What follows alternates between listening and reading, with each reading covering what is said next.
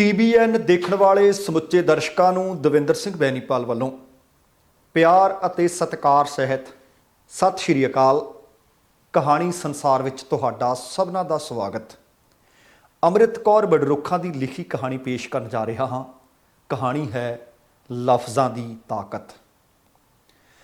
ਅੱਜ ਜਦੋਂ ਦੀ ਬੇਬੇ ਸਰਕਾਰੀ ਹਸਪਤਾਲ ਦੇ ਵਿੱਚੋਂ ਆਪਣੀਆਂ ਰਿਪੋਰਟਾਂ ਦਿਖਾ ਕੇ ਵਾਪਸ ਪਰਤੀ, ਉਦੋਂ ਦੀ ਮੰਜੇ ਤੇ ਪਈ ਸੀ। ਦਰਅਸਲ ਬੇਬੇ ਨੇ ਸੋਚਿਆ ਕਿ ਜੇ ਕਿਸੇ ਪ੍ਰਾਈਵੇਟ ਡਾਕਟਰ ਕੋਲ ਗਈ ਤਾਂ ਉਹਨੇ ਰਿਪੋਰਟਾਂ ਦੇਖਣ ਦਾ ਹੀ 250-300 ਰੁਪਈਆ ਲੈ ਲੈਣਾ ਹੈ। ਇਸ ਕਰਕੇ ਉਹ ਸਰਕਾਰੀ ਹਸਪਤਾਲ ਵਿੱਚ ਚਲੇ ਗਈ। ਪਤਾ ਨਹੀਂ ਇਹੋ ਜਿਹਾ ਕੀ ਹੋ ਗਿਆ ਕਿ ਬੇਬੇ ਦਾ ਚਿਹਰਾ ਬੇਜਾਨ ਲੱਗ ਰਿਹਾ ਸੀ। ਅੱਜ ਤੁਸੀਂ ਬੀਜੀ ਕੋਲ ਬੈਠੇ ਹੋ ਘੰਟਾ ਕੋ, ਮੇਰੀ ਪਤਨੀ ਕਮਲ ਨੇ ਆਖਿਆ। ਕਿਉਂ, ਕੀ ਹੋ ਗਿਆ, ਮੈਂ ਪੁੱਛਿਆ। ਮੈਨੂੰ ਲੱਗਦਾ ਹੈ ਉਹਨਾਂ ਦੇ ਅੰਦਰ ਕੋਈ ਗੱਲ ਹੈ ਜਿਸ ਕਰਕੇ ਉਹ ਉਦਾਸ ਨੇ। ਤੂੰ ਨਹੀਂ ਪੁੱਛ ਸਕਦੀ, ਤੇਰੀ ਵੀ ਜ਼ਿੰਮੇਵਾਰੀ ਬਣਦੀ ਹੈ ਕੋਈ। ਮੈਂ ਕਮਲ ਨੂੰ ਖਿੱਚ ਕੇ ਪਿਆ। ਜੀ ਮੇਰੀ ਗੱਲ ਕੁਝ ਹੋਰ ਹੈ, ਹੋ ਸਕਦਾ ਮੇਰੀ ਕੋਈ ਗੱਲ ਉਹਨਾਂ ਨੂੰ ਬੁਰੀ ਲੱਗੀ ਹੋਵੇ।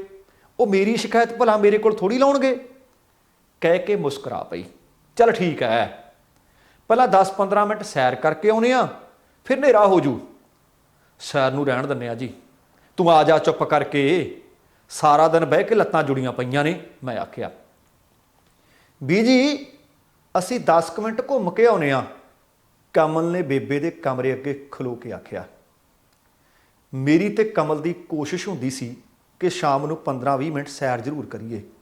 ਉਹ ਵੀ ਸੈਰ ਤੇ ਜਾਣ ਤੋਂ ਪਹਿਲਾਂ ਸਬਜ਼ੀ ਬਣਾ ਲੈਂਦੀ, ਆਟਾ ਗੁੰਨ ਕੇ ਰੱਖ ਲੈਂਦੀ ਤਾਂ ਕਿ ਬੇਬੇ ਦੀ ਰੋਟੀ ਨੂੰ ਘਵੇਲਾ ਨਾ ਹੋ ਜੇ। ਬੇਬੇ ਨੂੰ ਥਾਈਰਾਇਡ ਦੀ ਸਮੱਸਿਆ ਸੀ।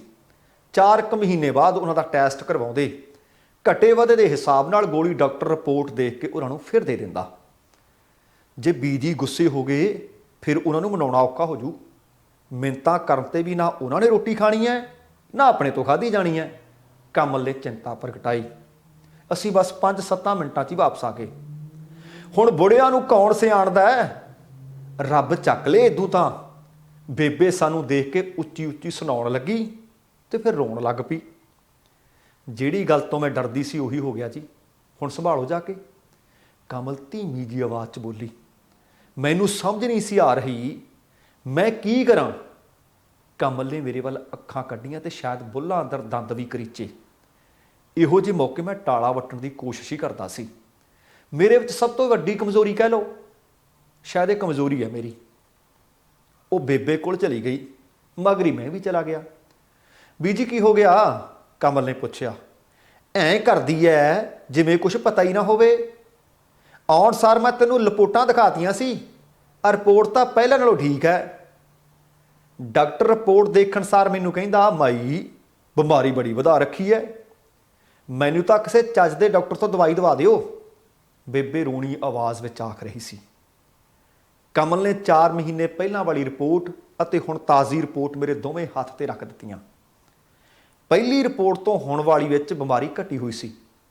ਰਿਪੋਰਟ ਤਾਂ ਠੀਕ ਆ ਬੀਬੀ, ਮੈਂ ਕਿਹਾ, ਪਰ ਬੇਬੇ ਮੰਨਣ ਨੂੰ ਤਿਆਰ ਨਹੀਂ ਸੀ। ਮੈਂ ਬੇਬੇ ਨੂੰ ਬਥੇਰਾ ਸਮਝਾਉਣ ਦੀ ਕੋਸ਼ਿਸ਼ ਕੀਤੀ, ਪਰ ਬੇਬੇ ਵਾਰ-ਵਾਰ ਡਾਕਟਰ ਦੀ ਗੱਲ ਦੁਹਰਾ ਰਹੀ ਸੀ। ਮੈਂ ਰਿਪੋਰਟ ਬੇਬੇ ਦੀ ਤਸੱਲੀ ਲਈ ਕਿਸੇ ਹੋਰ ਡਾਕਟਰ ਨੂੰ ਦਿਖਾਉਣ ਦੀ ਗੱਲ ਕਰਕੇ ਉੱਥੋਂ ਉੱਠ ਕੇ ਬਾਹਰ ਆ ਗਿਆ।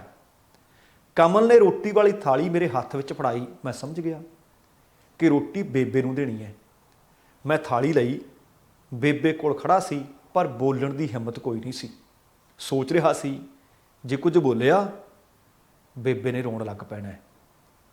ਮੈਨੂੰ ਭੁੱਖ ਨਹੀਂ, ਮੇਰੀ ਰੋਟੀ ਕਿੱਥੋਂ ਲੰਘੂ, ਐਨੀ ਤਾਂ ਬਿਮਾਰੀ ਵਧੀ ਪਈ ਹੈ, ਕਹਿ ਕੇ ਬੇਬੇ ਫਿਰ ਰੋਣ ਲੱਗ ਪਈ।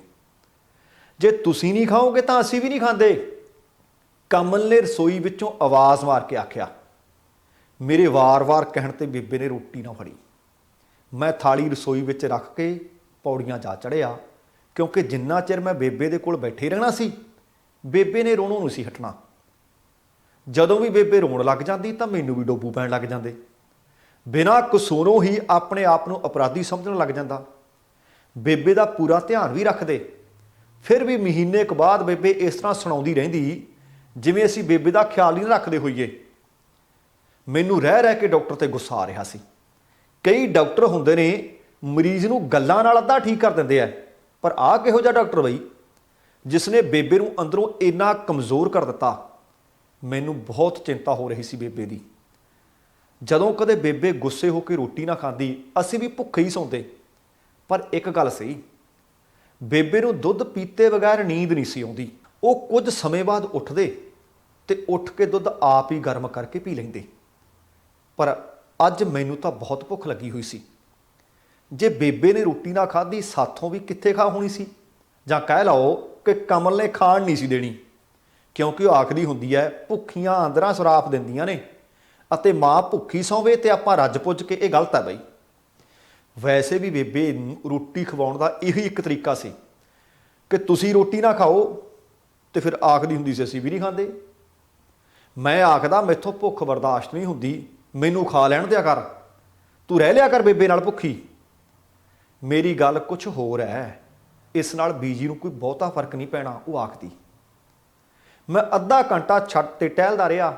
ਸੋਚਿਆ ਇੱਕ ਵਾਰੀ ਫਿਰ ਬੇਬੇ ਦੀ ਮਿਹਨਤ ਕਰਕੇ ਮਨਾਉਣ ਦੀ ਕੋਸ਼ਿਸ਼ ਤਾਂ ਕਰਾਂ। ਮੈਂ ਅਜੇ ਪੌੜੀਆਂ ਇੱਕ ਇੱਕ ਕਰਕੇ ਉੱਤਰ ਨਹੀਂ ਲੱਗਿਆ ਸੀ ਕਿ ਕਮਲ ਦੀ ਆਵਾਜ਼ ਮੇਰੇ ਕੰਨੀ ਪਈ, ਜੇ ਤੁਸੀਂ ਰੋਟੀ ਨਹੀਂ ਖਾਣੀ ਬੇਸ਼ੱਕ ਨਾ ਖਾਓ। ਮੈਨੂੰ ਕਮਲ ਤੇ ਗੁੱਸਾ ਆਇਆ। ਇਹ ਉਹਦਾ ਕਿਹੜਾ ਰੂਪ ਸੀ ਜੋ ਮੈਂ ਕਦੇ ਵੇਖਿਆ ਹੀ ਨਹੀਂ ਸੀ।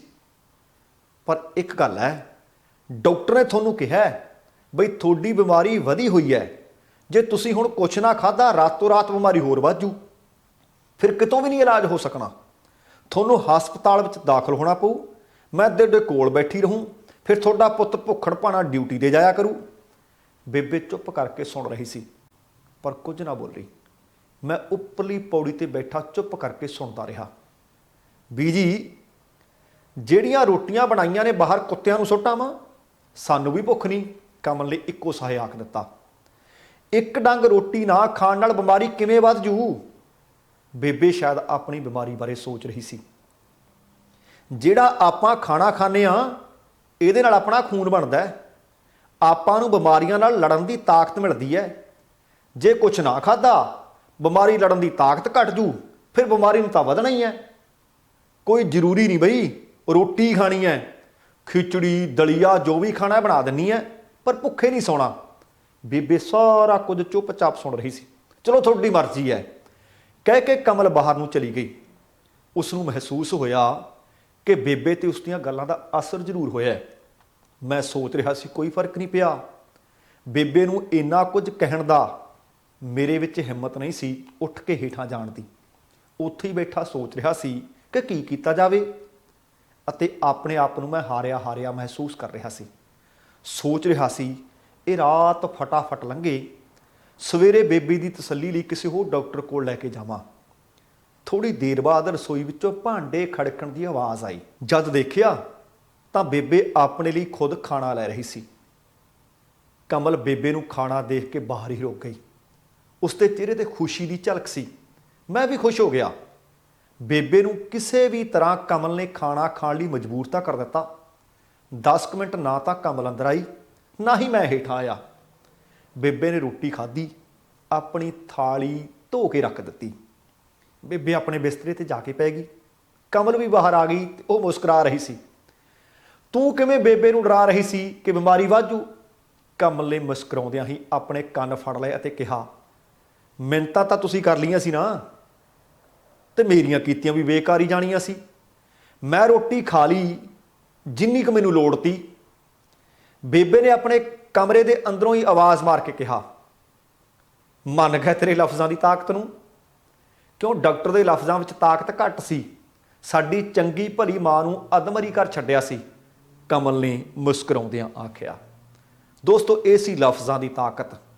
ਜੇ ਡਾਕਟਰ ਨੇ ਮਾਂ ਨੂੰ ਅਧਮੋਈ ਕਰ ਦਿੱਤਾ ਸੀ ਬਿਮਾਰੀ ਵਧੀ ਆ ਕੇ, ਤਾਂ ਕਮਲ ਦੇ ਲਫ਼ਜ਼ਾਂ ਨੇ ਕਿ ਜੇ ਰੋਟੀ ਨਾ ਖਾਧੀ ਤਾਂ ਬਿਮਾਰੀ ਹੋਰ ਵੱਧ ਜਾਊ।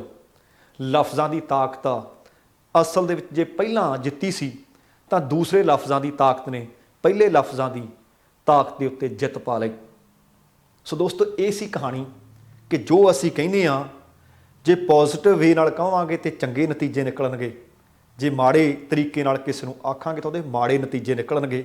ਪਰ ਸੱਚਮੁੱਚ ਲਫ਼ਜ਼ਾਂ ਦੀ ਤਾਕਤ ਬਹੁਤ ਵੱਡੀ ਹੈ। ਕਿਸੇ ਨੂੰ ਬੋਲੇ ਬੋਲ ਸੀਨੇ ਤੇ ਫੱਟ ਲਾ ਜਾਂਦੇ ਹੈ, ਅਤੇ ਕਿਸੇ ਨੂੰ ਦੋ ਪਿਆਰ ਦੇ ਬੋਲੇ ਬੋਲ ਜ਼ਿੰਦਗੀ ਭਰ ਲਈ ਆਪਣਾ ਬਣਾ ਲੈਂਦੇ ਹੈ।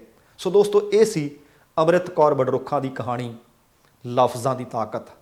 ਜੇਕਰ ਚੰਗੀ ਲੱਗੀ ਹੈ ਤਾਂ ਕਿਰਪਾ ਕਰਕੇ ਅੱਗੇ ਜ਼ਰੂਰ ਭੇਜ ਦੇਣਾ ਤੇ ਉਮੀਦ ਹੈ ਕਿ ਇੰਜ ਜ਼ਰੂਰ ਕਰੋਗੇ। ਜਾਣ ਤੋਂ ਪਹਿਲਾਂ ਕਹਾਂਗਾ, ਜ਼ਿੰਦਗੀ ਜਿੰਦਾ ਦਿਲੀ ਦਾ ਨਾਮ ਹੈ। ਦਵਿੰਦਰ ਸਿੰਘ ਬੈਨੀਪਾਲ ਨੂੰ ਆਗਿਆ ਦਿਓ। ਸਤਿ ਸ਼੍ਰੀ ਅਕਾਲ ਤੇ ਰੱਬ ਰਾਖਾ।